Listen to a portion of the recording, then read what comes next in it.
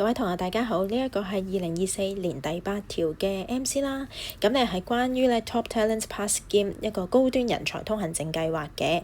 咁係會吸引到一啲海外嘅專才啦嚟香港嗰度嚟到去咧揾工嘅。咁佢哋亦都會有機會可以喺度咧就係增加到咧我哋本港嘅勞動力。咁所以咧第一句係正確嘅。當如果多咗高端人才咧嚟香港嗰度係工作嘅話咧，自不然咧香港嘅 labour supply 會上升。嗱，第二句亦都係正確嘅。當如果多咗高端人才咧，係可以透過呢個計劃嚟香港嘅時候咧，其實我哋可以咧亦都話啦，呢個計劃咧令到高端人才啊嚟香港嗰個嘅容易程度啦，同埋嗰個嘅意欲咧都係可以增加嘅。咁所以係 ease and willingness to work in Hong Kong 係會增加。咁即係話咧佢係去即係一個嘅geographical mobility 咧，亦都係相應咧係提升嘅。咁第三啦 average labour productivity of workers in Hong Kong will increase， 呢個其實亦都係正確嘅。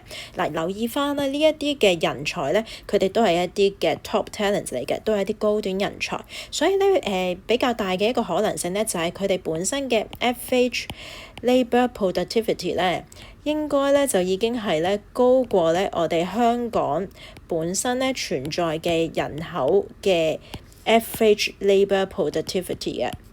咁所以啦，如果咁樣嘅説話咧，即係話咧呢一班嘅高端人才咧，佢本身嗰個嘅生產力咧嘅平均值咧高過香港嘅一啲嘅 labour 本身嗰個嘅生產力嘅平均值。